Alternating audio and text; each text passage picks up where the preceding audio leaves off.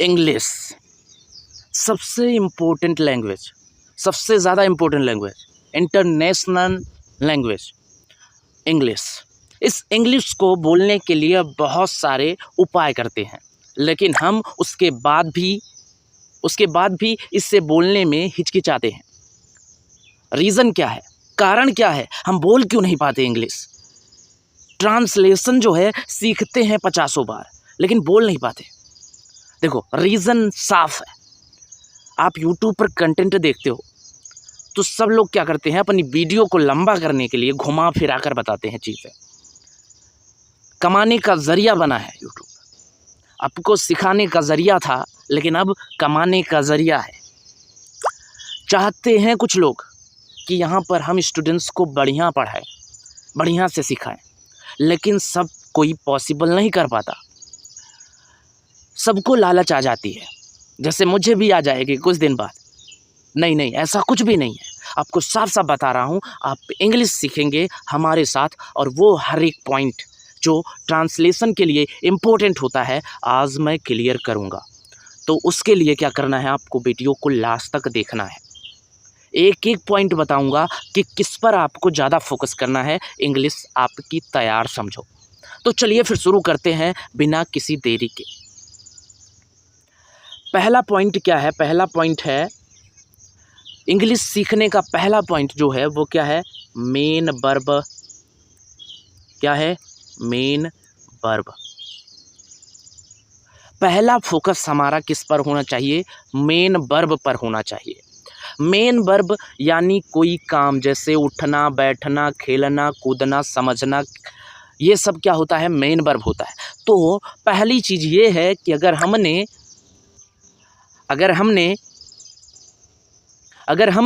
Main verb को सीख लिया तो समझो हमारा बहुत बड़ा स्टेप क्लियर हो गया।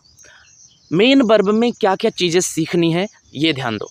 जैसे मेन वर्ब की फर्स्ट फॉर्म जो होती है उसका अर्थ क्या होता है, अर्थ क्या मिलता है, क्या निकलता है।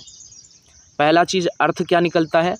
दूसरी चीज़ उससे जो है उसके साथ कौन सी हेल्पिंग वर्ब कंपलसरी होती है, हेल्पिंग वर्ब होती भी है कि नहीं होती है। तो अगर मैं कहूँ कि वर्ब की फर्स्ट फॉर्म के साथ हेल्पिंग वर्ब आती है तो नहीं आती है, ये ध्यान रखो, नहीं आती है हेल्पिंग वर्ब।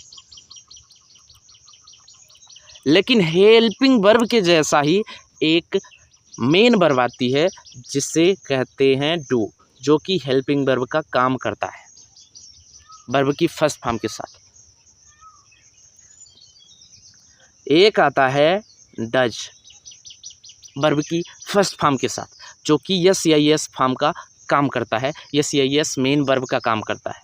और एक आती है डिड, और ये भी है मेन वर्ब जो कि हेल्पिंग वर्ब की तरह काम करती है। डू जो है वो वर्ब की फर्स्ट फॉर्म है, डज जो है वो यस या यस फॉर्म है, और डिड जो है वो सेकेंड फॉर्म ऑफ डू है। तो ये चीज़ है मेन वर्ब। मेन वर्ब की जितनी फॉर्म्स होती हैं सभी फॉर्म्स में ये चीज़ें हमें देखनी है।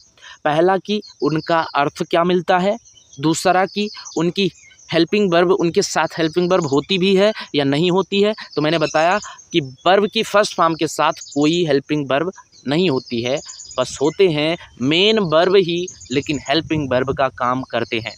जैसे डू वर्ब की फर्स्ट फॉर्म है तो इसका अर्थ क्या मिलेगा? इसका अर्थ मिलेगा करता हूँ, करते हैं, करते हो।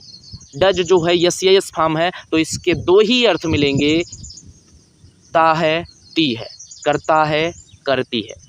और डिड जो है वो सेकेंड फॉर्म है तो इसका अर्थ क्या मिलेगा? इसका अर्थ मिलेगा करते थे, करती थी, करता था, और किया, की, किए। आई होप ये क्लियर हुआ होगा। पहले पॉइंट की बात हमने कर ली, अब बात करेंगे दूसरे पॉइंट की। दूसरा पॉइंट क्या है? दूसरा पॉइंट है स्ट्रक्चर, सेंटेंस का स्ट्रक्चर।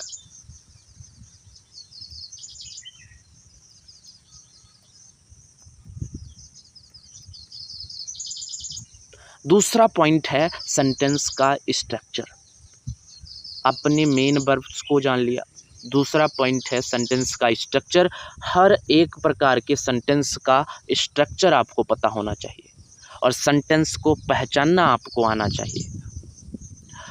तो आप क्या करेंगे, ट्रांसलेट ईजिली कर पाएंगे, इसमें कोई शक नहीं है। दो स्ट्रक्चर आपको कंफर्म याद होना चाहिए, एक असर्टिव सेंटेंस का स्ट्रक्चर और एक इंट्रोगेटिव सेंटेंस का स्ट्रक्चर। बस समझो कि आपका आधा से ज़्यादा, यानी मैं कहूँ 88% इंग्लिश जो है वो कंफर्म हो जाएगी, ट्रांसलेशन जो है वो कंफर्म हो जाएगा। आप हिंदी से इंग्लिश कर पाएंगे, इंग्लिश से हिंदी कर पाएंगे। बिलीव नहीं करोगे, आप मेरी जो वीडियो है पहले की, आप उनको जाकर देखना। मैंने 2 ही चीज़ों पर ज़्यादा फोकस करने को आपको बताया है और सिखाया है, और ट्रांसलेशन को इतना इजी बनाया है कि आप सोच नहीं सकते।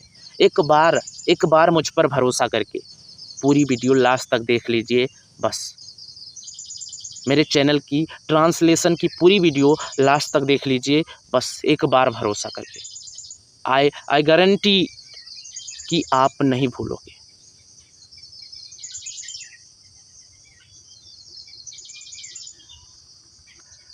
तो दूसरा पॉइंट ये हो गया कि आपको स्ट्रक्चर आना चाहिए, और एक सबसे ज़रूरी पॉइंट तीसरा है कि आपको वर्ड पहचानने आने चाहिए।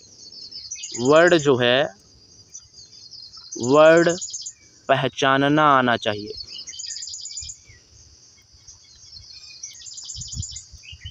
वर्ड पहचानना आना चाहिए आपको। जैसे कि सब्जेक्ट का वर्ड क्या होता है, सब्जेक्ट कौन कौन से वर्ड होते हैं, ऑब्जेक्ट कौन कौन से वर्ड होते हैं, प्रोनाउन कौन सा वर्ड होता है।